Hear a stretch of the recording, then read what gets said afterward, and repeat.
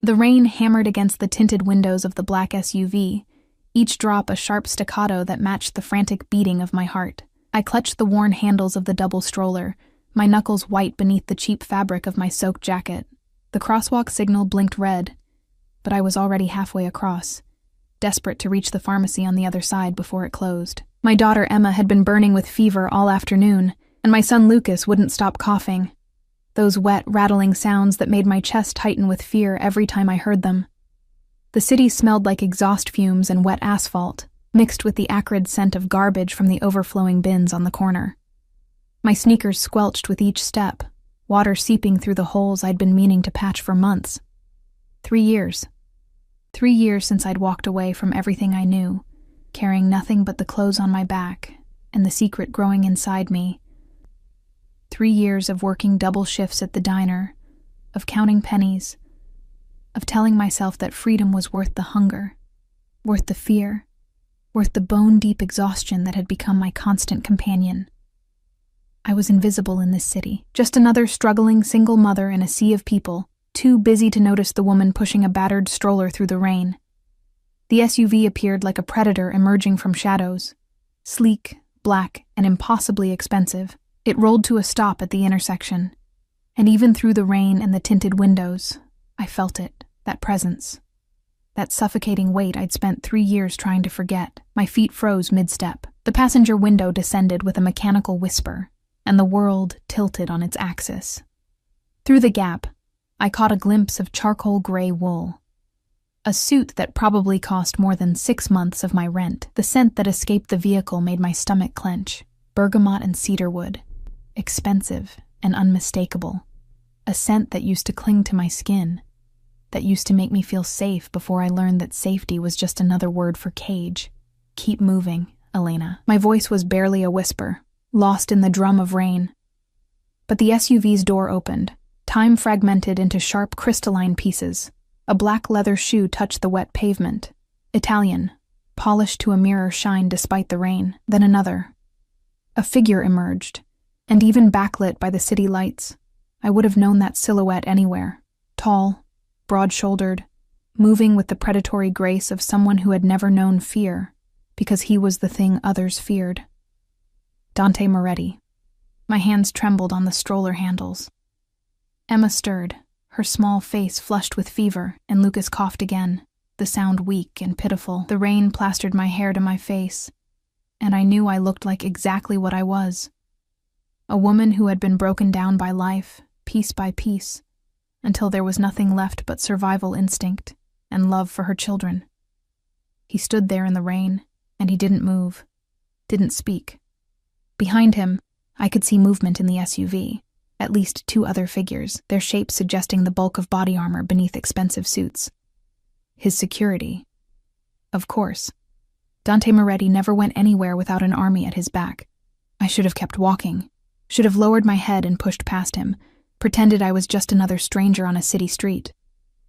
But my body had betrayed me, rooted to the spot by 3 years of nightmares and the visceral memory of what it meant to be in his orbit. Then his gaze dropped to the stroller. The world stopped. I watched his expression change. Watched the cold mask of the man who ruled the city's underworld crack, just enough to let something else through. His eyes, dark as midnight and twice as dangerous, fixed on the 2 small faces visible beneath the stroller's rain cover, Emma with her dark curls and his sharp cheekbones, Lucas with his olive skin and the stubborn set of his jaw that was pure Moretti. The twins were 2 years and 4 months old enough to have his features stamped on their faces like an undeniable truth I'd tried so hard to deny. Behind Dante, another figure emerged from the SUV. A woman, tall, willowy, dressed in cream-colored designer clothes that probably cost more than I made in a year. Her blonde hair was perfectly styled despite the rain, and diamonds glittered at her throat, the kind of diamonds that declared ownership, that marked territory. She had her hand on the car door, her expression impatient, annoyed at the delay. His fiancée. The woman the newspapers called Victoria Castellano, daughter of the Castellano crime family. The alliance that would unite 2 of the most powerful mafia organizations on the East Coast. Dante? Her voice cut through the rain, sharp with confusion and irritation. What's the delay? But he didn't turn toward her. didn't acknowledge her at all. His attention was locked on the stroller with an intensity that made my skin prickle with warning. I could see his mind working behind those dark eyes, could almost hear the calculations, the realizations clicking into place like bullets sliding into a chamber. The rain grew heavier, and somewhere in the distance, a car horn blared. The crosswalk signal had changed twice since I'd frozen here, trapped between the woman I'd been and the life I'd built from ashes. Dante. Victoria's voice again, louder this time, edged with the kind of entitlement that came from never having been denied anything. We're going to be late for... He moved.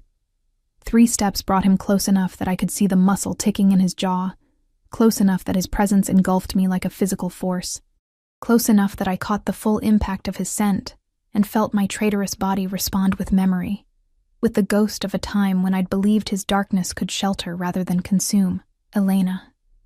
My name on his lips was a weapon and a caress, rough with something I couldn't name and didn't want to recognize. Those children, I found my voice somewhere in the depths of my terror, are none of your concern. His hand moved, not toward me, but toward the stroller. One of his men materialized beside him instantly, a wall of muscle in a black suit, hand inside his jacket where I knew a gun waited, but Dante waved him back with a subtle gesture, his attention never leaving my face. How old?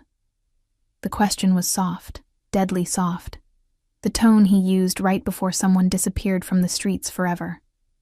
2. The word escaped before I could stop it. Mathematics was a merciless thing. I watched him do the calculation, watched the moment he understood that 9 months before the twins' birth put their conception exactly at the time when I'd still been his, when I'd still been naive enough to believe I could love a monster without becoming a monster myself. Emma coughed, a small sound that shattered the moment. My hands tightened on the stroller handles, maternal instinct overriding 3 years of fear. I need to go. They're sick. Get in the car. It wasn't a request. No. The word hung between us like a grenade with the pin pulled. Behind him, Victoria had stepped fully out of the SUV now, her expression transforming from annoyance to sharp interest. She was moving closer, her heels clicking on the wet pavement, and I could see the exact moment she registered the situation, the way Dante was looking at me, the stroller, the undeniable mathematics of the children's age. Dante? Her voice had changed, taking on a dangerous edge. Who is this woman? He didn't answer her, didn't even glance in her direction. His focus remained absolute, pinning me in place with the weight of his attention. Elena, get in the car. We're not having this conversation in the rain while my children are sick. My children. The possessive pronoun landed like a punch to my solar plexus. This was the moment I'd dreaded for 3 years, the nightmare that had woken me gasping in the dark, the moment when Dante Moretti discovered he was a father and decided what to do about it. They're not... I started. But Lucas chose that moment to break into a coughing fit that racked his tiny body, and Emma began to cry, her fever-bright eyes confused and frightened by the strange man looming over us. Dante's expression shifted again, and something that might have been concern flickered across his features before the mask slammed back into place. He turned his head slightly, not looking away from me, but somehow addressing the man standing behind him. Marco, clear the pharmacy. Get their best pediatrician. Now. Marco, built like a tank, with scars that suggested he'd survived situations that would kill normal men, pulled out his phone and began barking orders in rapid Italian. I don't need your help, I said, but my voice cracked on the words because that was a lie. I needed help desperately. The pharmacy visit was just the start. I needed the money for medicine I couldn't afford, for the doctor's visit I'd been putting off, for the heating in our apartment that had stopped working 2 days ago. Pride was a luxury I couldn't afford anymore, but accepting help from Dante Moretti was a price I wasn't sure I could survive paying. Elena. He said my name like a prayer and a threat. You can get in the car willingly, or I can put you and the children in it myself. But one way or another, you're not walking away from me again. His voice dropped lower, intimate despite Victoria's presence, despite his men surrounding us. Not now. Not ever. The rain continued to fall, washing away the last 3 years of carefully constructed distance, of hard-won freedom. of the illusion that I could ever truly escape the gravity well of Dante Moretti's world. Victoria was close enough now that I could see the cold calculation in her blue eyes, the way she assessed me and found me wanting, poor, bedraggled, nothing. But her gaze sharpened when she looked at the stroller, when she saw the unmistakable Moretti features on my children's faces. "This is her?" Victoria's voice was ice wrapped in silk. "The whore who ran away 3 years ago." The word landed like a slap, but before I could respond, Dante moved. His hand shot out and caught Victoria's wrist with enough force to make her gasp, his grip visibly painful even from where I stood. "Choose your next words very carefully," he said, his voice so cold that I felt Victoria shiver despite her expensive coat. "That woman is the mother of my children. The next person who disrespects her won't live long enough to regret it." The threat hung in the air, and I saw the moment Victoria understood that the balance of power had shifted irrevocably. Whatever alliance their engagement represented, whatever political benefits it brought to his organization, it meant nothing compared to the 2 small children coughing in the rain-soaked stroller. He released her wrist and turned back to me, and in his eyes, I saw the truth I'd been running from for 3 years. Dante Moretti never let go of what belonged to him, and whether I liked it or not, I had just been reclaimed. The pharmacy was empty by the time we entered, its fluorescent lights harsh against my rain-soaked skin. I'd watched through the SUV's tinted windows as Marco and 2 other men in dark suits had simply walked in, spoken briefly to the manager, and within minutes, every customer had been ushered out. A closed for emergency maintenance sign appeared on the door. The speed and efficiency of it made my stomach turn. This was Dante's world, where money and fear could reshape reality in minutes. I'd tried to refuse getting in the vehicle, had clutched the stroller handles and planted my feet on the wet pavement. But Emma's crying had grown more desperate, and Lucas's breathing had taken on a wheezing quality that terrified me more than Dante ever could.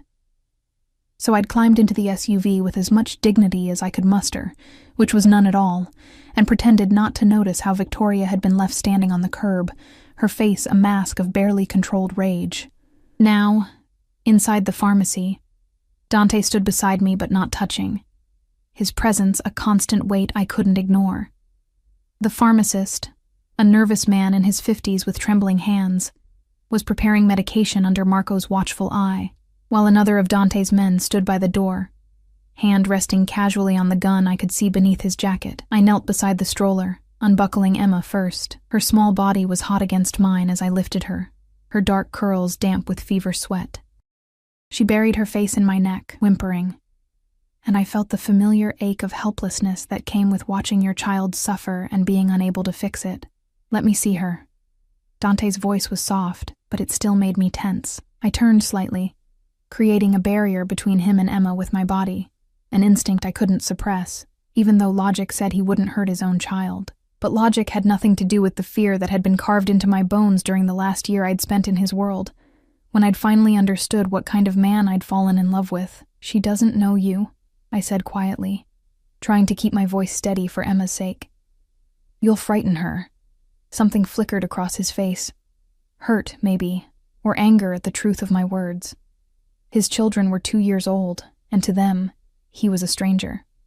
A tall, dark stranger who radiated danger like other men, radiated cologne. "Then introduce me." It wasn't a suggestion. I closed my eyes briefly, gathering strength I didn't have. Emma shifted in my arms, her fever-bright eyes opening to peer at the man looming over us.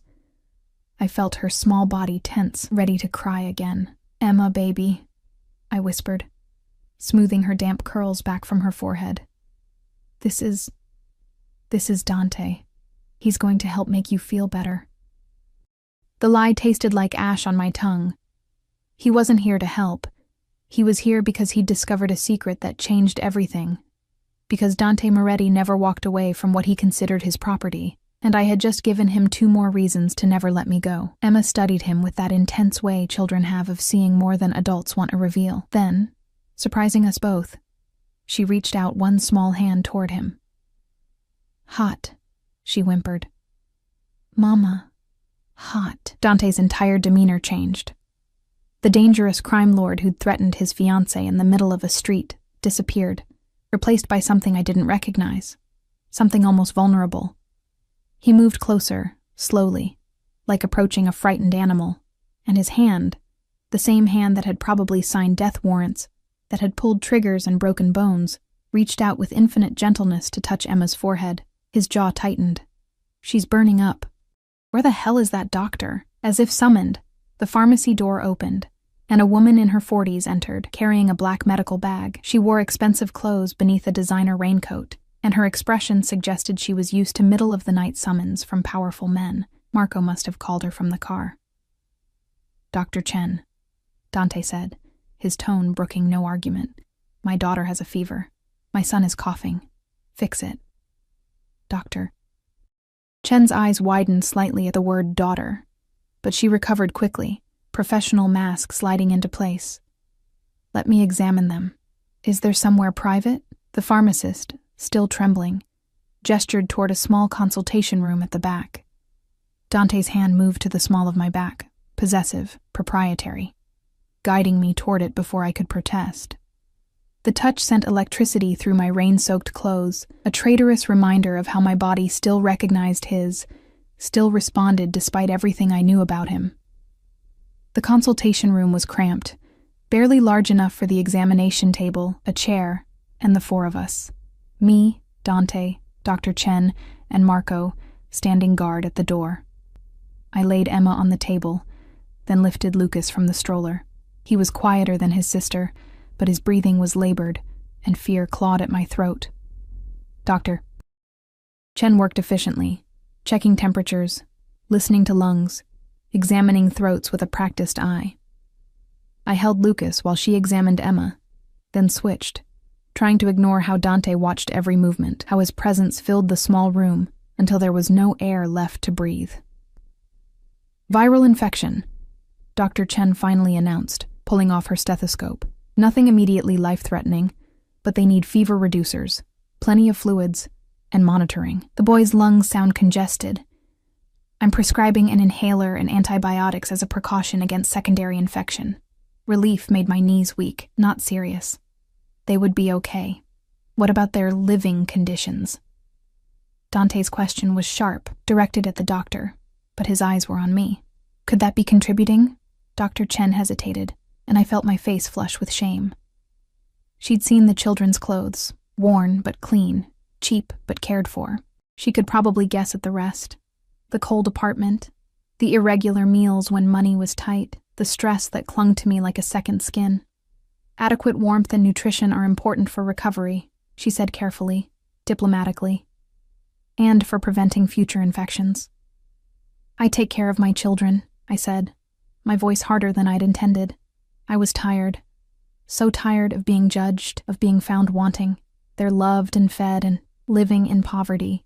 Dante's words cut like a knife. "Don't lie to me, Elena. I can see it. The holes in your shoes, the way you're shaking. And that's not just from the rain. When did you last eat a full meal?" I wanted to hit him. Wanted to scream that this was his fault.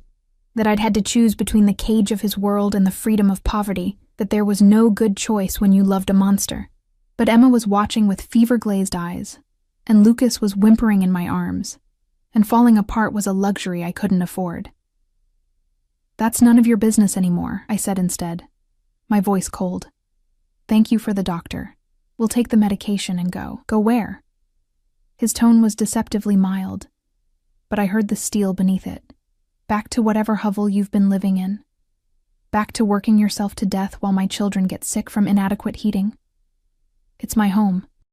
They're my children. And we've been fine. They're my children too."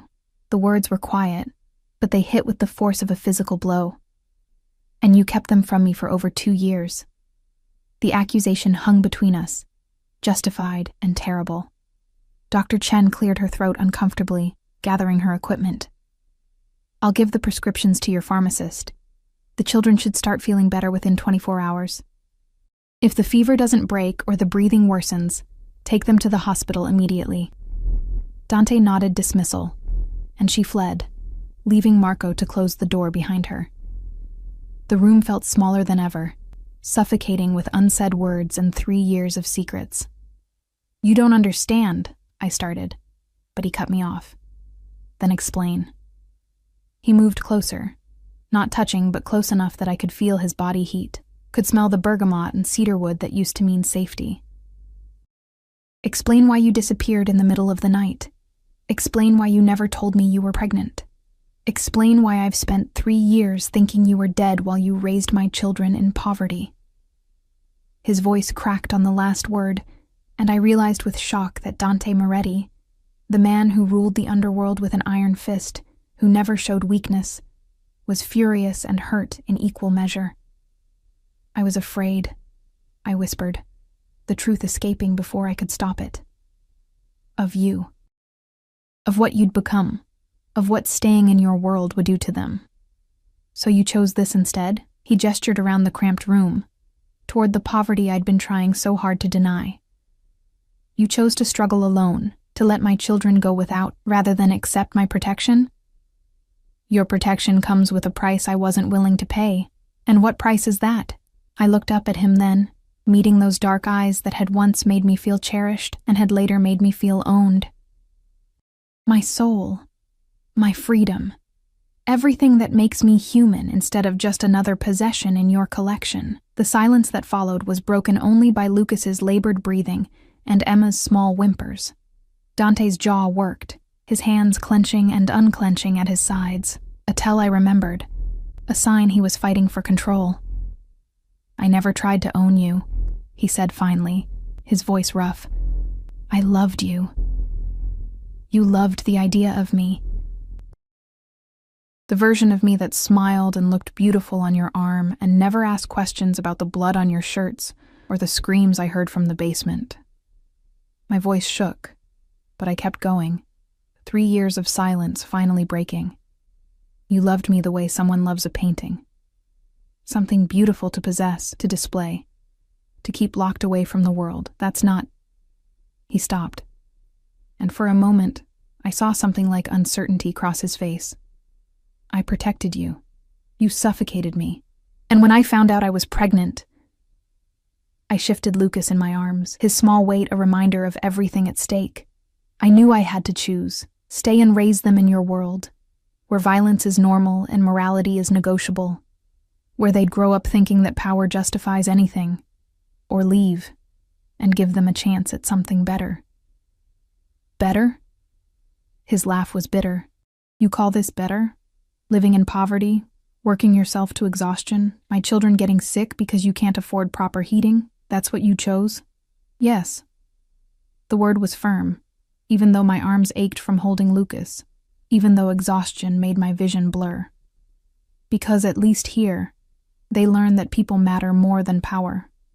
That kindness isn't weakness.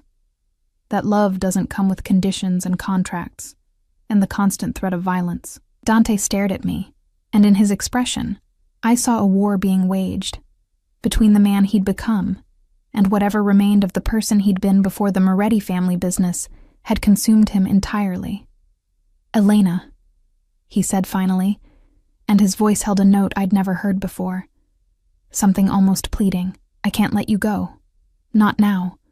Not knowing I have children who need me. Need you? I shook my head.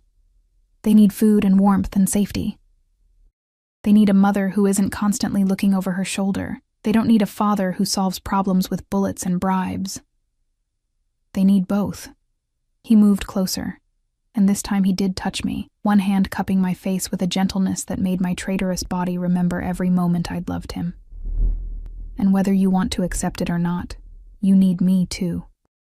How long can you keep this up, Elena? How long before exhaustion makes you sick? Before you can't work anymore and lose even the little you have? His thumb traced my cheekbone, and I hated that my eyes burned with tears I refused to shed. He was right, and that was the cruelest part. I was drowning, had been drowning for 3 years, kept afloat only by stubborn pride and desperate love for my children. I won't go back to being your prisoner, I whispered. Then don't. His eyes locked with mine, intense and dark, and full of something dangerous. But don't deny my children what they deserve either. Let me help them, Elena. Let me give them what you can't. The offer hung between us, tempting and terrible, because I knew that accepting help from Dante Moretti meant accepting chains, even if they were made of gold. It meant stepping back into his orbit, where his gravity would pull me closer and closer until escape became impossible again. But Emma whimpered in fever pain, and Lucas's breathing rattled in his chest, and I was so tired of being strong, of being alone, of pretending I could carry the weight of the world on my shoulders without breaking. "What do you want?" I asked, and hated how defeated I sounded. His smile was sharp as a blade. "Everything. But for now, I want you and the children to come home with me. Tonight, we'll discuss the rest tomorrow." "And if I refuse?" His hand dropped from my face, but his eyes held mine captive. "Then I'll have Marco drive you back to your apartment, and tomorrow morning, you'll find that your landlord has mysteriously decided to evict you. Your employer at the diner will suddenly have concerns about your performance. Every door you try to walk through will close in your face until you have nowhere left to go but back to me." The threat was delivered calmly, matter-of-factly, and I knew with sickening certainty that he meant every word. This was Dante Moretti, the man who owned half the city, who could reshape reality with a phone call, who never accepted defeat. "That's not a choice," I said, my voice hollow. "That's coercion. That's reality." He stepped back, giving me physical space even as his words trapped me more thoroughly than chains ever could. "I've spent 3 years thinking you were dead, Elena. 3 years mourning you. And now I find out you've been alive, raising my children, suffering alone because you were too proud or too afraid to ask for help. You made your choice 3 years ago. Now it's my turn." The door opened, and Marco entered carrying 2 pharmacy bags bulging with medications. Behind him, the pharmacist hovered anxiously, probably terrified about what he'd witnessed, and desperate for us to leave. "The car's ready, boss," Marco said, his scarred face impassive. "And I've sent men to Miss Castellano's residence with her belongings and a message. Victoria." I'd almost forgotten about her, about the engagement that had presumably been shattered the moment Dante had discovered his children's existence. I should have felt guilty, but I was too numb, too overwhelmed by the avalanche of change that had destroyed my carefully constructed life in the space of an hour. "Good." Dante took the pharmacy bags, then held out his hand to me, not commanding, but offering. "Come on, let's get them home and warm and medicated. We'll figure out the rest later." I looked at his hand, at the gold ring on his smallest finger bearing the Moretti crest, at the scars on his knuckles that told stories of violence I'd never wanted to know. Then I looked at Lucas in my arms, at Emma lying exhausted on the examination table, at the choice that wasn't really a choice at all. I took his hand. His fingers closed around mine, warm, strong, possessive. And I felt the trap snap shut around me once again. But this time, I wasn't walking into it blind. This time I knew exactly what kind of monster I was dealing with, and this time, I had 2 small reasons to fight back. The Moretti estate hadn't changed in 3 years. The same imposing iron gates, the same manicured grounds visible even through the rain and darkness, the same sense of stepping into a world where normal rules didn't apply. The SUV rolled up a circular driveway paved with stones that probably cost more than my annual salary, coming to a stop before a mansion that looked like something out of a Gothic novel. All dark stone and tall windows and the kind of architecture designed to intimidate. I'd sworn I'd never see this place again. Emma had fallen into a fitful sleep against my shoulder, her small body radiating heat through her worn clothing. Lucas was awake but quiet in Dante's arms, a development that had surprised us both when he'd reached for his father in the car, too sick and exhausted to maintain stranger danger. Watching Dante hold his son for the first time, seeing the careful way he supported Lucas's head, the almost frightened tenderness in his expression, had done something dangerous to my heart. I couldn't afford to remember the man I'd fallen in love with. That man had been an illusion, a mask the monster wore when it suited him. The front doors opened before we reached them, and a woman in her 60s appeared. Mrs. Chen, the housekeeper, her face creasing with shock when she saw me. Behind her, I could see staff members gathering, their expressions ranging from curiosity to barely concealed hostility. The woman who'd run away from Dante Moretti, who'd humiliated him by disappearing, was not someone who would be welcomed back easily. "Prepare the east wing," Dante said, not breaking stride as he carried Lucas inside. 3 bedrooms, connecting. 1 for Elena, 1 for the children, 1 for their nanny. I want humidifiers set up in the children's room. fresh linens, heating set to 75 degrees. Have Dr. Martinez on standby in case the fever worsens overnight. Mrs. Chen recovered quickly, her professionalism overriding her surprise. Of course, Mr. Moretti. Will you be needing dinner prepared? For Elena, yes, whatever she wants. And warm milk for the children, something gentle on their stomachs. He paused at the base of a sweeping staircase, finally looking at me. What do they like to eat? The question was so domestic, so normal, that it felt surreal coming from a man whose enemies tended to disappear into the river. Toast, I said quietly, with a little butter and applesauce. But they might not want to eat with the fever. We'll try anyway. He started up the stairs, and I had no choice but to follow. Emma's weight in my arms a familiar burden. The mansion smelled the way I remembered. Lemon polish and old money, and the faint metallic undertone that might have been my imagination, but that I'd always associated with violence done in shadows. The East Wing was as far from Dante's personal quarters as you could get while still being in the same building. A small mercy, perhaps, or a calculated move to make me feel less trapped. The suite Mrs. Chen led us to was bigger than my entire apartment. 3 connecting rooms with thick carpet and furniture that probably cost more than I'd make in a lifetime. The children's room had been hastily prepared with 2 cribs, too small, I realized. Emma and Lucas were long past cribs, but it would do for tonight. I'll have proper beds brought in tomorrow, Dante said, reading my expression. And clothes, toys, whatever they need, make a list. He laid Lucas down in one of the cribs with surprising gentleness and turned to take Emma from me. Our hands brushed in the transfer, and I felt that shock of electricity again. My body's betrayal still acute, even after everything. Once both children were settled, Dante straightened and studied me in the soft lamplight.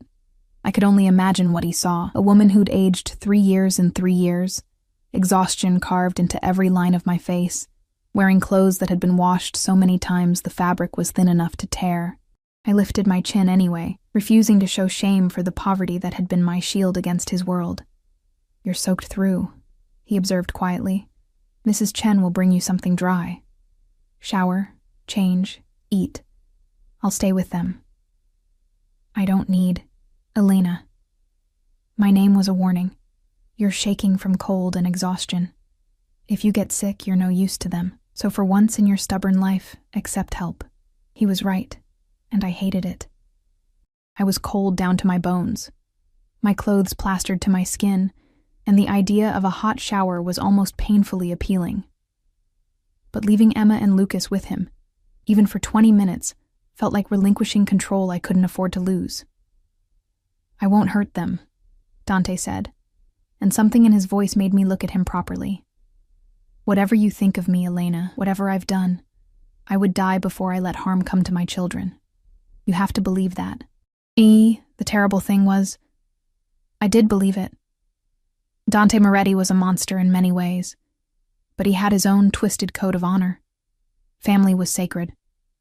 Blood was everything, and now that he knew Emma and Lucas existed, they would be under his protection whether I wanted it or not. 20 minutes, I said finally. And if Emma wakes up, I'll come get you immediately. He moved to one of the plush chairs positioned between the cribs, lowering himself into it with the easy grace of a predator at rest. In the soft light, with his attention focused on the sleeping children, he looked almost human, almost like the man I'd fallen in love with before I'd learned what his last name really meant, Mrs. Chen appeared at the door with an armful of clothing. Expensive, my size, probably belonging to one of the female staff members, or procured with frightening efficiency from somewhere in the mansion. She guided me to my room, pointing out the ensuite bathroom with its marble counters and shower big enough for 3 people. The hot water was a revelation. I stood under the spray until my skin turned pink, until the chill finally left my bones, until I could no longer tell if the water on my face was from the shower or from tears I refused to acknowledge. 3 years of careful distance, of hard-won freedom, destroyed in a single rainy evening. I was back in Dante's world, back in his orbit, and I had no idea how to protect my children from the gravity that would inevitably pull them deeper into his darkness. When I emerged, wrapped in a towel that cost more than my weekly grocery budget, I found clothes laid out on the bed, soft leggings and a cashmere sweater that felt like a cloud against my skin. No underwear, I noticed, which meant these had definitely been procured from somewhere in the house. The thought of wearing another woman's clothes should have bothered me more than it did, but I was too tired to care. Dressed and marginally more human, I made my way back to the children's room. The door was ajar, and I paused in the doorway, arrested by the scene before me. Dante sat in the chair, Lucas cradled in his arms. At some point, my son had woken and begun to cry, and Dante had picked him up, was now rocking him slowly while humming something low and melodic. A lullaby, I realized with shock, in Italian. Lucas's eyes were drooping, one small fist clutched in Dante's expensive shirt, completely trusting in a way that made my chest ache. "You're good at that," I said quietly, announcing my presence. Dante looked up, and in his expression, I saw naked vulnerability quickly masked. "My mother used to sing this to me before." He trailed off, and I filled in the blanks. Before she'd been killed in a rival family's attack. Before violence had become the only language the Moretti family understood. I moved into the room, checking on Emma. Still asleep. Her breathing easier now that the medication was working. When I turned back, Dante was watching me with an intensity that made my skin prickle. "We need to talk," he said quietly, "about how this is going to work. There's nothing to work out. This is temporary, just until they're better. Then we go back to our life." His laugh was soft and humorless. "No, Elena, you don't get to decide that unilaterally anymore. These are my children. I have rights." "Rights?" Anger flared in my chest, hot and welcome after hours of fear and confusion. "You want to talk about rights? You gave up any rights when you chose to be a criminal. When you chose violence and power over everything else. I didn't choose this life. I was born into it." His voice remained low, mindful of the sleeping children, but I heard the steel beneath. "And everything I've done, every decision I've made, has been to protect my family, to keep them safe in a world that would destroy us given the chance." "And what about my safety? What about the night I heard you torturing someone in the basement? What about the mornings I'd wake up to find blood on your clothes? What about living every day knowing that the man I loved was capable of—" I stopped, closing my eyes against the memories. I couldn't raise children in that environment. I couldn't let them think that was normal. So instead, you raised them in poverty, made them suffer because of your pride. The accusation stung because part of me had always wondered if I'd made the right choice, if my children's cold apartment and irregular meals and constant worry was really better than the warm safety of Dante's wealth. Purchased with blood money, at least they have their humanity. I whispered. At least they're growing up learning that people aren't disposable, that problems can't be solved with violence, that their mother worked herself to exhaustion and still couldn't provide basic necessities. Dante stood carefully, settling Lucas back into the crib with practiced ease. Then he turned to face me fully, and in the lamplight, he looked every inch the dangerous man he was. "I'm not arguing that my world is perfect, Elena. I'm not even arguing that you were wrong to be afraid. But you can't deny that I can give them more. Better education, better health care, better opportunities. Everything.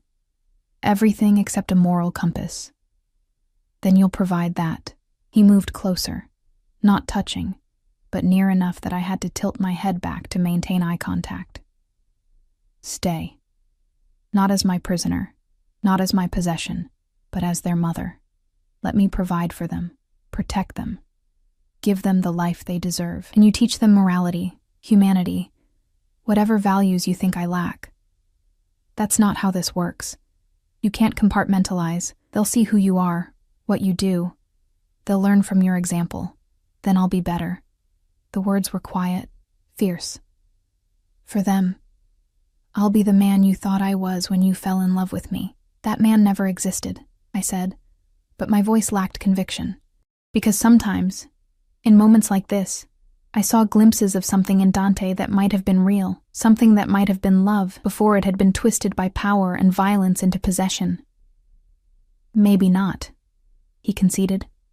"But he could exist, if you give me a reason to try." The offer hung between us, tempting and terrifying in equal measure. Because I could see it, the life he was painting, Emma and Lucas growing up with every advantage, never hungry or cold or afraid. Me, freed from the constant exhaustion of survival, able to actually be present for my children instead of working myself to death to provide bare necessities. All I had to do was surrender, accept the golden cage, and pretend I didn't see the blood on the bars. "And what about Victoria?" I asked, latching on to practicality because emotion was too dangerous. "Your fiancé? The alliance with the Castellano family?" Something cold flickered across Dante's face. "That engagement is over. Has been since the moment I saw you again. The Castellanos won't be happy, but they're not stupid enough to start a war over it. Not when I'm willing to compensate them in other ways. Just like that. You throw away a political alliance. For my children?" Without hesitation, he reached out, catching a strand of my damp hair and tucking it behind my ear. The gesture was intimate, familiar, and I hated how my body responded to it. "You think I could marry another woman knowing my children existed? Knowing you were out there, struggling alone? You didn't know we existed until tonight." "No," he agreed. "But I knew I'd never stopped." He stopped himself, jaw tightening. "It doesn't matter. What matters is that you're here now. They're here now, and I'm not letting you go again. You can't keep me prisoner, Dante. Eventually, I'll find a way to leave." His smile was sharp as a knife. "Then I'll find you. Again and again. However long it takes, however far you run." His thumb traced my cheekbone, and his eyes held mine with absolute certainty. "You're mine, Elena. You always were. The 3 years you were gone don't change that. And now that we have children together," his hand moved to cup the back of my neck, pulling me closer until I could feel his breath against my lips. "Now you're bound to me forever. There's no running from that." I should have pulled away, should have slapped him, cursed him, done anything to establish boundaries, but I was so tired, and his touch was so familiar, and some traitorous part of me wanted to believe his lies, wanted to surrender to the illusion that love could exist alongside violence, that safety could be bought with blood money. "I hate you," I whispered. But the words lacked conviction. "No, you don't." His lips were almost touching mine now, his voice a low rumble that I felt in my bones. "You hate what I am, what I do, the world I represent. But you don't hate me. If you did, you wouldn't have run. You would have just stopped feeling anything at all." He was right. And that was the cruelest truth of all. I'd loved Dante Moretti desperately, completely, and some part of me still did despite everything. That's why I'd run, because staying would have destroyed me, would have turned love into something toxic and consuming until there was nothing left of the woman I'd been. "This won't work," I said, but I didn't pull away. "We're too different. Want different things. You can't change who you are, and I won't compromise who I am. Then we'll find a middle ground." His forehead rested against mine, and for a moment, we were just two people standing in the lamplight, not a mob boss, and the woman who'd run from him. For them. "We'll figure it out together." Emma stirred in her crib, making a small sound of distress. Instantly, we both turned toward her, the spell breaking. I moved to her side, feeling her forehead, still warm, but not burning like before. The medication was working. "You should sleep," Dante said quietly. "I'll stay with them tonight. If anything changes, I'll wake you." "I can't just... Elena." His hand on my shoulder stopped me. "You're exhausted. You'll be better able to care for them if you actually rest. Trust me for one night. Just one." I wanted to refuse. Wanted to plant myself in the chair and maintain my vigil, prove that I didn't need him, that I could handle everything alone. But my body was screaming for rest, and the bed in the next room was calling to me like a siren song. "One night," I agreed finally. "But tomorrow, we're setting boundaries, rules. This doesn't mean I'm staying permanently." His smile suggested he knew better, but he didn't argue. "Whatever you need to tell yourself to feel in control." I hated how well he knew me, how easily he could read the fears I tried so hard to hide, but I was too tired to fight anymore tonight. So I retreated to my room and collapsed onto the bed that was softer than clouds. My last thought before sleep claimed me was that I'd made a terrible mistake. That accepting Dante's help, even temporarily, was stepping back onto a path I'd fought so hard to escape. But with Emma's fever and Lucas's labored breathing still echoing in my mind, with the memory of 3 years of struggle and fear and exhaustion weighing on me, I couldn't bring myself to regret it. Not yet. I woke to sunlight streaming through floor-to-ceiling windows and the disorienting realization that I'd slept for 12 hours straight. My body ached in the way it does after exhaustion so profound that even rest can't fully erase it. But for the first time in 3 years, I'd slept without waking every hour to check on the children or listen for the building's various alarming sounds. Panic hit immediately. Emma. Lucas. I threw off the silk sheets. Silk. God, I'd forgotten what real luxury felt like, and stumbled toward the connecting door. It opened before I could reach it, revealing Mrs. Chen with a breakfast tray. "The children are fine, Miss Elena," she said quickly, reading my expression. "Mr. Moretti is with them. They woke an hour ago and their fevers have broken.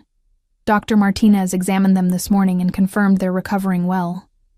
Relief made my knees weak. "I need to see them." "Of course. But perhaps you'd like to eat first? Mr. Moretti insisted I bring you breakfast." The tray held more food than I typically ate in 2 days.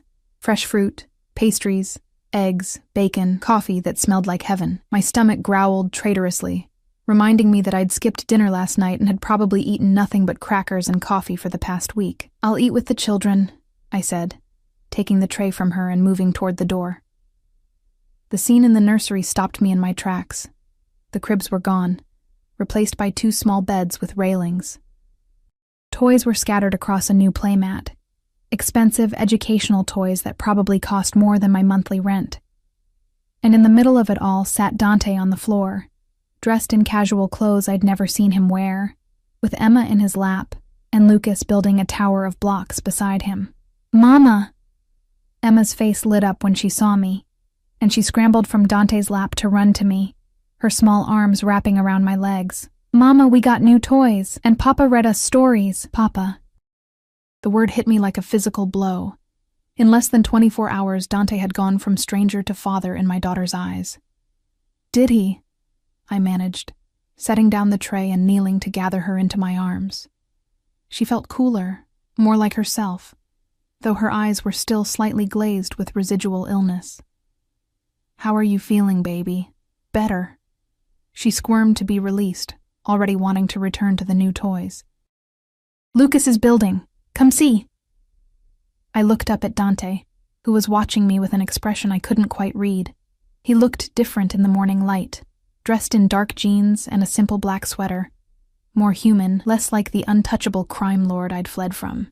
His hair was slightly mussed, as if small hands had been running through it, and there was a softness around his eyes that made my chest tight. "They woke up asking for you," he said quietly. "But when I explained you were resting, they agreed to let you sleep. Emma's been teaching me about her favorite colors, and Lucas has decided I need to learn proper block stacking technique." As if to demonstrate, Lucas carefully placed another block on his tower, then looked up at his father for approval. Dante's smile was genuine, proud, and I saw my son's face light up in response. This was dangerous. More dangerous than threats or coercion. This domesticity, this glimpse of what our life could be, it was seductive in a way I hadn't prepared for. "We need to talk," I said, straightening, "about how this is actually going to work." After breakfast, Dante stood with the fluid grace of a predator, moving to the tray I'd set down. "The children need to eat, and so do you. Business can wait an hour." I wanted to argue, but Emma was already pulling me toward her new bed, eager to show me the books Dante had apparently read to her, and Lucas was bringing me blocks with the solemnity of a child sharing his most precious possessions. So I let myself be distracted, let myself sink into the simple joy of seeing my children happy and healthy, even as part of me whispered warnings about the price we'd pay for this comfort. Breakfast was chaotic and perfect, Emma talking nonstop between bites of strawberries, Lucas quietly eating while building increasingly complex block towers, Dante watching all of us with an intensity that made my skin prickle. He'd positioned himself so he could see the door, I noticed. And even in this domestic scene, his phone vibrated constantly with messages he ignored. "Marco wants to know what to do about the Castellano situation," he said eventually, glancing at his phone. "Apparently Victoria's father is demanding a meeting. The real world, intruding on our bubble. I'd almost forgotten that breaking off his engagement would have consequences beyond the personal." "What will you tell him?" I asked, keeping my voice neutral for the children's sake. that the engagement is over, and if he wants to maintain our business relationship, he'll accept that gracefully. Dante's tone was casual, but I heard the steel beneath. The Castellanos need me more than I need them. They won't push, and if they do— His eyes met mine, dark and uncompromising. Then they'll learn why people don't cross the Moretti family. The threat hung in the air, a reminder of exactly who and what he was. Emma, oblivious, continued playing with her new toys.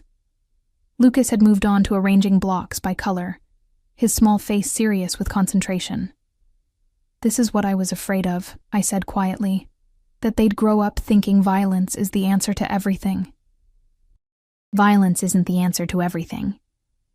Dante stood, collecting empty plates with surprising domesticity. "But sometimes it's the only answer. The world isn't black and white, Elena. The sooner they learn that, the better prepared they'll be. They're 2 years old. I'm not talking about teaching them violence now. I'm talking about reality." He moved closer, lowering his voice so the children wouldn't hear. "You want to raise them to be naive?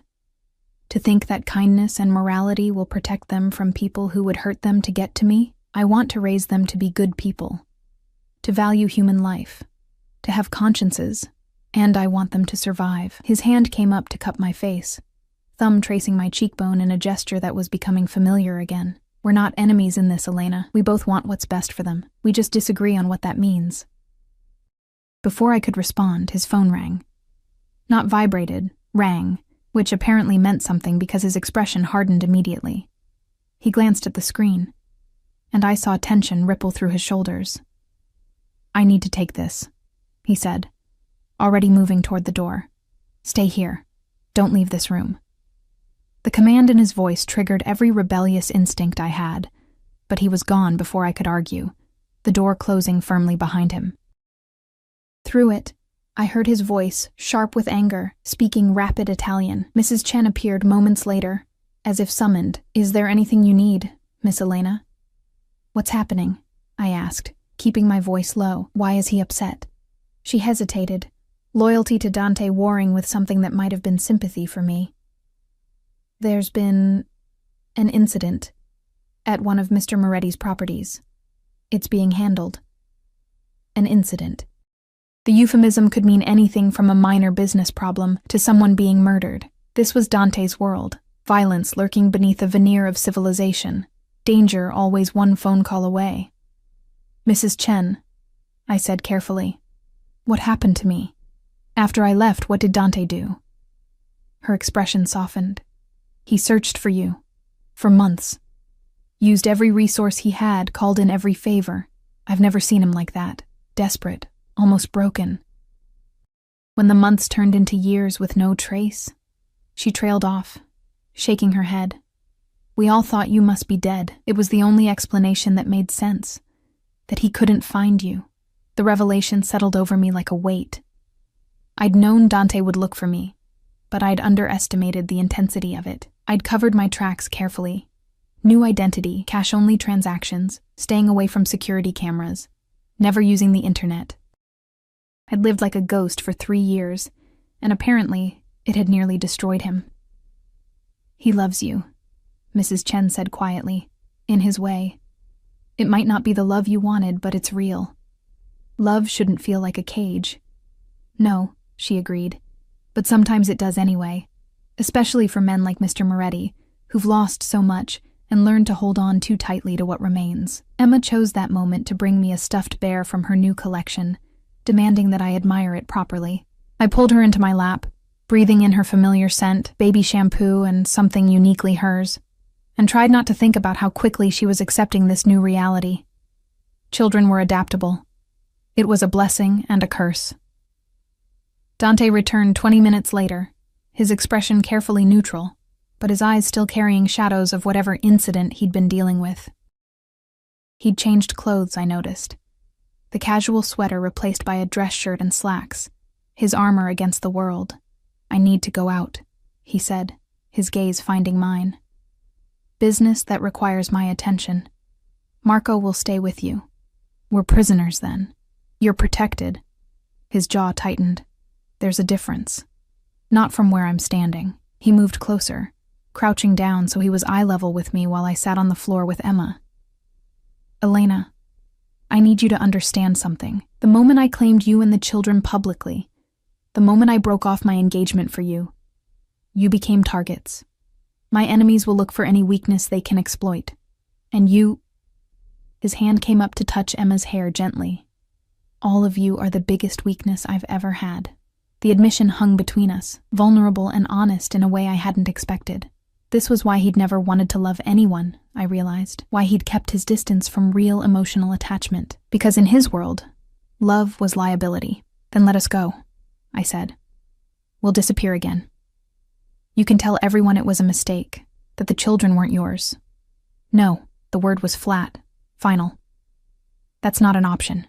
They are mine, you are mine. And everyone who matters already knows it.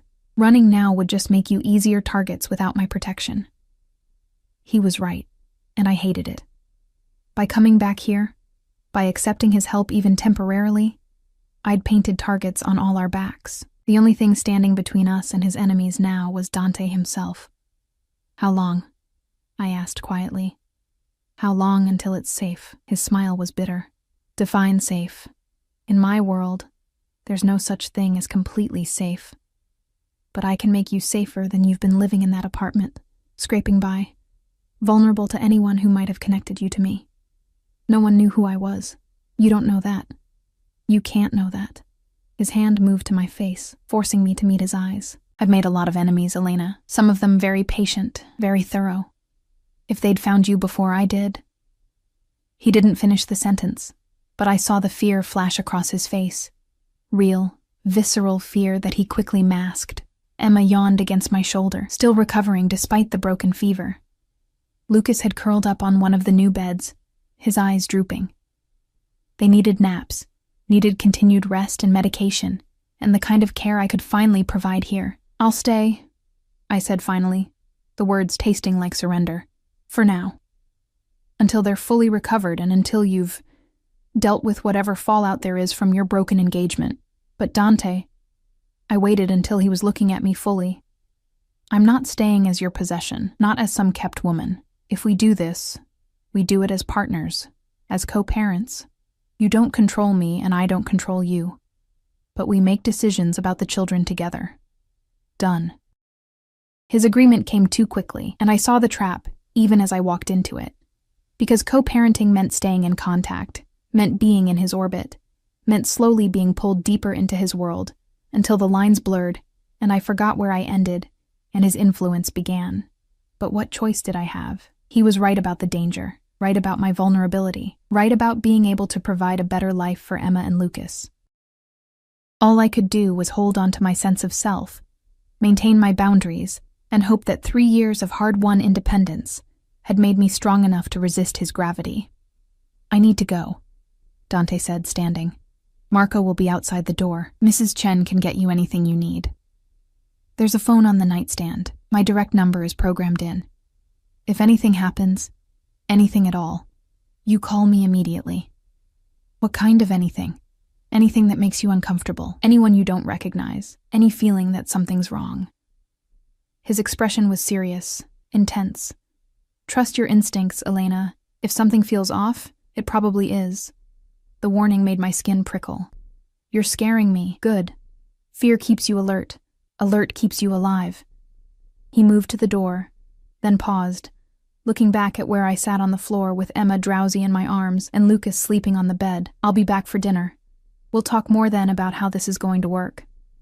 Then he was gone, leaving me alone with the children and the uncomfortable realization that I'd just agreed to share my life with a man I'd spent 3 years running from. The room felt smaller without his presence, the luxury less appealing, the golden cage more apparent. Emma's breathing had evened out into sleep, and I carefully carried her to her bed, tucking her in beside her brother. They looked peaceful, healthy, safe. That was what mattered. I could endure anything for them, even this. I moved to the window, looking out over the manicured grounds. In the distance, I could see security personnel. 4 that I could count, probably more I couldn't. This was my life now, at least temporarily. Luxury purchased with blood money, protection that came with possession, comfort that felt like captivity. My phone, the cheap prepaid one I'd been using, was in my jacket pocket. I pulled it out, stared at it for a long moment, then powered it down and tucked it away. That life was over. The struggling single mother, invisible in the city, free but drowning, she was gone. I didn't know yet who I would become in her place. But I knew one thing: I would not lose myself again. Not to Dante's darkness, not to his world, not to the seductive comfort of surrendering to his protection. I had found my strength in poverty and struggle. Now I would have to find it again in luxury and danger, for Emma, for Lucas, for the woman I'd fought so hard to become. 3 weeks passed in a strange blur of domesticity and danger, of learning to navigate Dante's world while maintaining the boundaries I'd sworn to protect. Emma and Lucas recovered fully, their laughter filling rooms that had been silent for too long. They thrived under the attention, not just from Dante, but from Mrs. Chen, who doted on them, and even from Marco, whose scarred face would soften whenever Lucas brought him blocks to admire. But it was Dante's transformation that unsettled me most. He came home every evening, no matter what crisis demanded his attention. He read bedtime stories in that deep voice that made even Goodnight Moon sound like something dangerous and sacred. He learned their routines, their preferences, the difference between Emma's "I'm tired" cry and her "I want attention" cry. He was patient in ways I'd never imagined possible, present in ways that contradicted everything I thought I knew about him. And every night, after the children were asleep, we would sit in the library, neutral territory, and talk. About the children at first, then gradually, about everything else. The years we'd been apart, the life I'd built, the man he'd tried to become when he thought I was dead. I almost walked away, he told me one night, brandy glass warming in his hands while I nursed tea that had gone cold an hour ago. From all of it. The business, the family, everything. If you were dead, what was the point? But you didn't. No. Because walking away would have dishonored your memory. His smile was bitter, ironic, considering you left because you hated what I was. I didn't hate you, I said quietly, the admission escaping before I could stop it. I hated what loving you was doing to me. How I was disappearing, becoming just another beautiful thing you owned. I never wanted that, I know. And I did know now. But wanting and doing are different things. You loved me the only way you knew how. By protecting me, providing for me, keeping me close.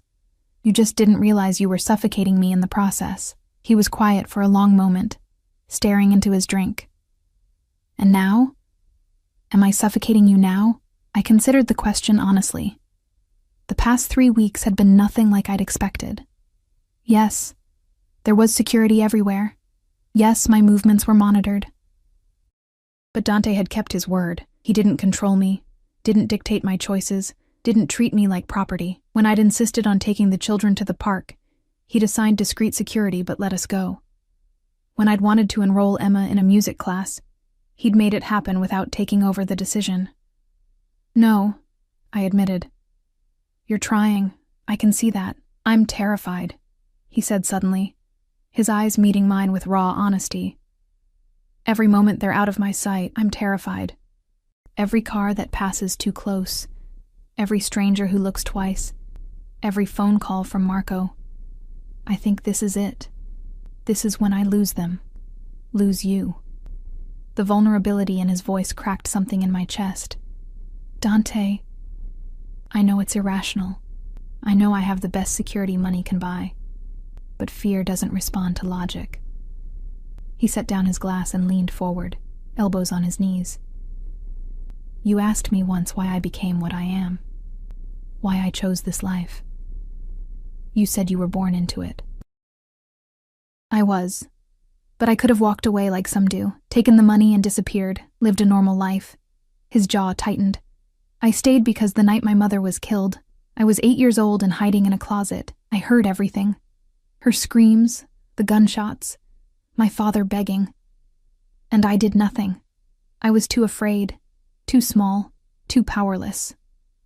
I'd known his mother had been murdered, but he'd never spoken of it before, never shared the details that still haunted his eyes.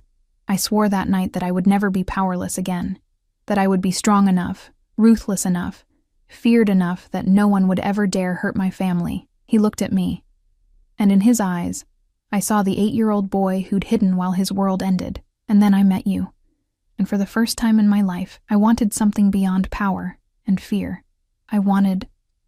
He trailed off, searching for words. I wanted to be the kind of man who deserved you. But I didn't know how to be that man and still keep you safe. So you built a cage instead. Yes. No excuses, no justifications. Just truth.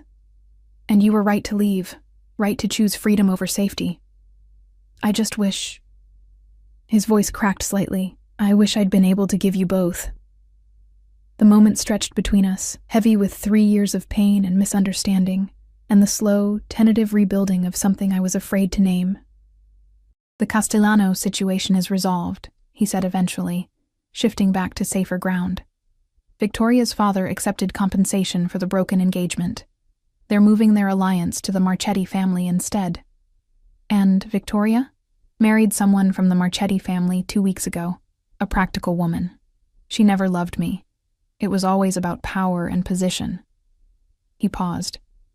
She did send a message, though, through intermediaries. What kind of message? His smile was sharp. A warning that you'd better make me happy, or she'll find a way to make you regret stealing her position. Ice shot through my veins. Is she a threat? No. Dante's certainty was absolute. She's smart enough to know that threatening you is a death sentence. It was just posturing, maintaining pride. I've made it clear through appropriate channels that you and the children are untouchable. Anyone who harms you will face consequences that make death look merciful. The casual way he spoke of such violence should have repulsed me. A month ago it would have. But now, with Emma and Lucas sleeping upstairs, with the knowledge of how many people would hurt them to hurt Dante, I felt a terrible gratitude for his ruthlessness. I'm changing, I said quietly. Being here, being with you again, it's changing me. I'm starting to accept things I never thought I would. Is that bad? I don't know. I met his eyes. I don't want to become someone who justifies violence, who thinks the ends always justify the means. But I also can't pretend anymore that the world is simple, that morality is always clear-cut. Welcome to the gray, Dante said softly. It's not comfortable, but it's honest. The library door opened, and Marco entered, his expression tense. Boss, we have a situation. The shipping container at Pier 7, Customs, is asking questions. Dante's demeanor changed instantly, the vulnerable man disappearing behind the mask of the crime lord. What kind of questions? The kind that suggests someone tipped them off. Tension crackled through the air. This was his world. The constant vigilance, the paranoia, the ever-present threat of betrayal and exposure. I need to handle this, Dante said, standing. It might be late when I get back. Be careful. The words escaped before I could stop them, revealing more than I wanted to admit. He paused, looking at me with an expression I couldn't read. Then he crossed the distance between us in 3 strides and kissed me. Hard, possessive, desperate. It was our first kiss in over 3 years, and my body remembered even as my mind screamed warnings. I tasted brandy and danger, and the complicated truth that I'd never stopped wanting him, even when I'd hated what he represented. When he pulled back, his eyes were dark with promise. We're not finished, you and I. This conversation, he gestured between us. It's not over. Then he was gone, taking Marco and half the security detail with him, leaving me alone in the library with the taste of him on my lips and the uncomfortable realization that I was falling back into his orbit. Not helplessly, not without awareness, but inevitably nonetheless. The weeks turned into months. Summer came, hot and humid, and I watched Emma and Lucas grow in ways that both delighted and terrified me. They were happy, genuinely happy, in ways they'd never been in our cold apartment. They had stability, attention, everything children needed to thrive. And Dante kept his promises. He didn't control me, didn't cage me, didn't try to remake me into something compliant and decorative. Instead, he courted me. Slowly, patiently, like a predator who'd learned that some prey required a gentler approach. Dinners at restaurants where he'd rented the entire space so I wouldn't feel exposed. Walks in the garden while the children napped, where he'd tell me about his day and actually listen to mine. Small gifts that showed he'd been paying attention. A book I'd mentioned wanting. Art supplies because I'd told him I used to paint.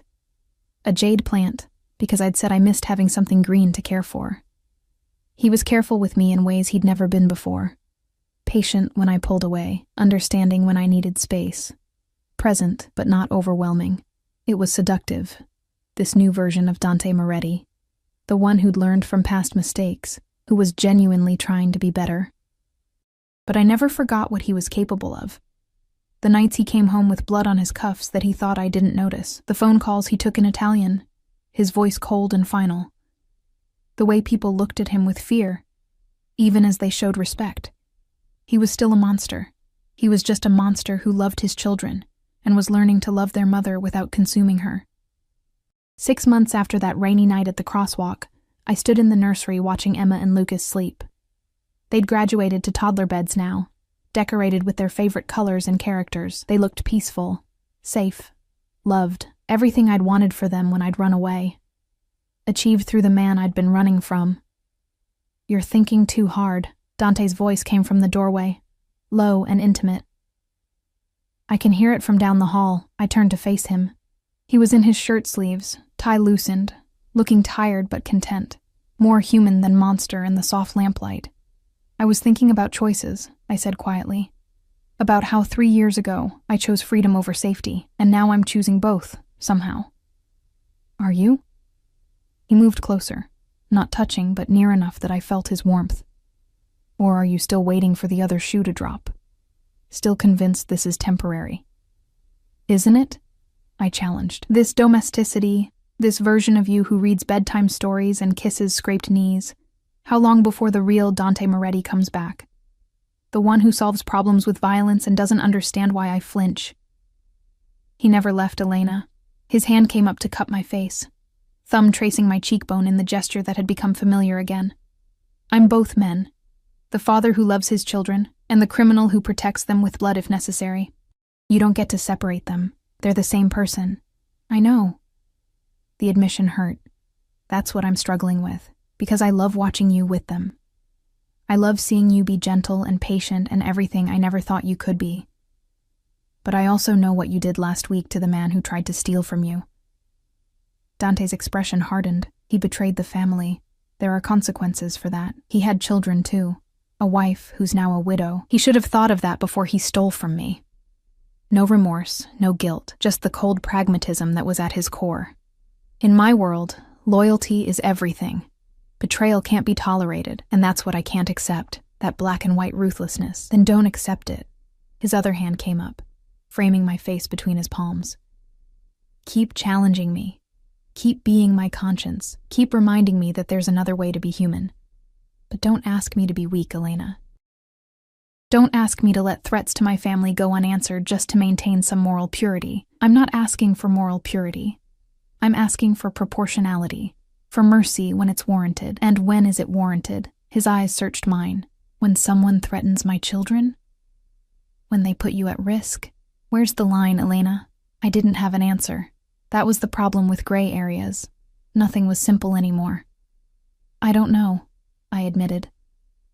"But I think we figure it out together. I push you toward mercy. You pull me toward realism. And somewhere in the middle, we find something that works, a compromise." His smile was soft. "I can work with that." He kissed me then, slow and deep, different from that desperate kiss months ago. This was a promise, a beginning, an acknowledgement that we were building something new from the ashes of what we'd been. When he pulled back, his forehead rested against mine. "Marry me." I laughed, though it sounded more like a sob. "You're insane." "Probably, but I'm serious." He stepped back enough to meet my eyes. "Not because I want to own you or cage you, not even because of the children, though God knows I want them to have both parents fully committed, but because I love you, Elena. I loved you 3 years ago, and I love you now. And I'll love you 3 years from now when you're still arguing with me about proportional response and moral complexity. Love isn't enough. No, he agreed. But it's a start.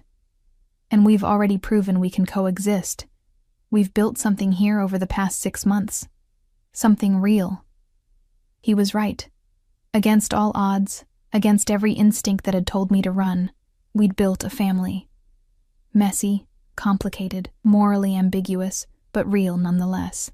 I need time, I said. To think about it, to be sure. Take all the time you need. His hand slid down to intertwine with mine. I'm not going anywhere, neither are you. We have the rest of our lives to figure this out. The presumption should have annoyed me. Instead, I felt something like relief because he was right.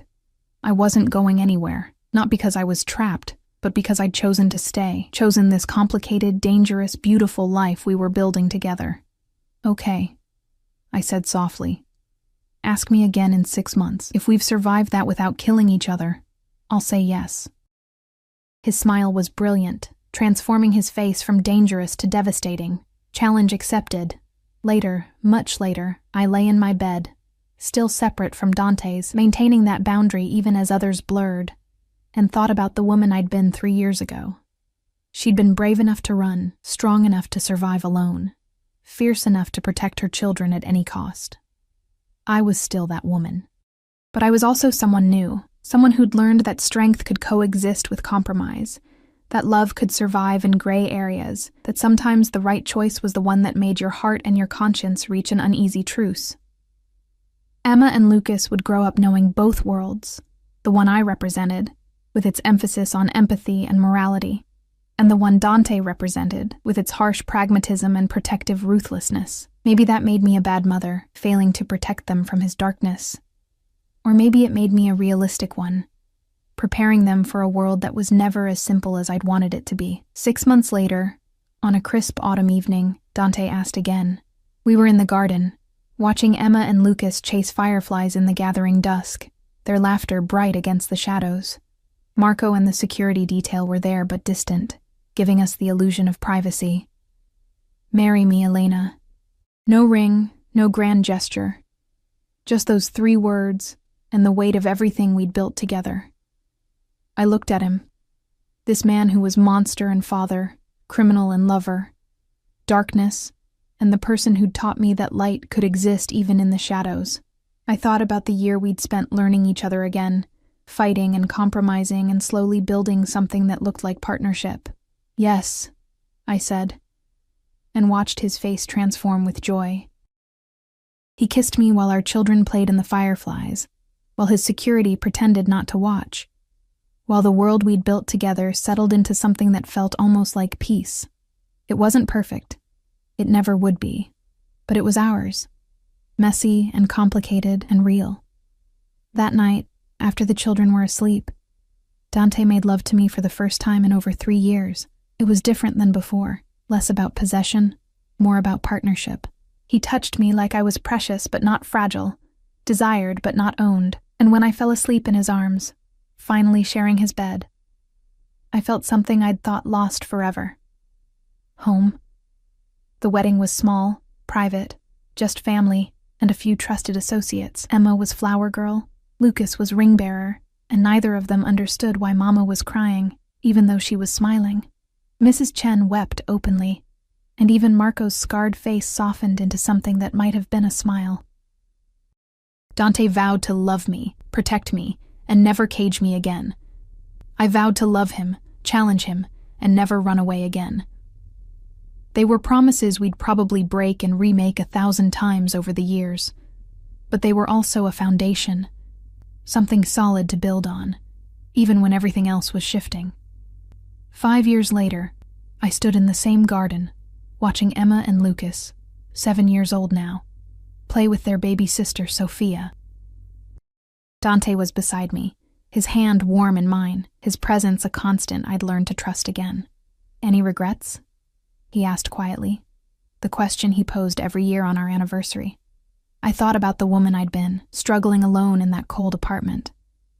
I thought about the compromises I'd made, the moral flexibility I'd developed, the ways I'd changed to fit into his world while maintaining my core self. Only one, I said honestly, that I didn't trust you enough to try this 3 years earlier. that I wasted time running when we could have been building this together. You needed to run, he said, surprising me with his understanding. You needed to prove to yourself that you could survive without me, that you had strength independent of my protection. Otherwise, you never would have believed you were staying by choice. He was right. I'd needed those 3 years of struggle to become someone strong enough to stand beside him as an equal, rather than as a possession. I love you, I said, the words coming easier now than they had even a year ago. Monster and man, father and criminal, all of it. I love you too. He pulled me closer, pressing a kiss to my temple. Conscience and challenge, mother and partner, all of it. Sophia shrieked with laughter as Lucas swung her around, and Emma called for us to watch her cartwheel. Our children. Safe. Loved. Growing up in a world that was complicated but theirs, they would have to navigate the gray areas we'd created, would have to reconcile their father's darkness with their mother's light. But they would do it together, as a family. And that, I thought, watching Dante scoop Sophia up while Emma and Lucas demanded equal attention, was worth every compromise, every moral complexity, every moment of uncertainty. We'd built something real from impossible circumstances, something that looked like love, felt like family, and tasted like hard-won happiness. It wasn't the life I'd imagined for myself, but it was the life I'd chosen, again and again, day after day, and that made all the difference. The rain had stopped years ago, but we'd finally found our way home.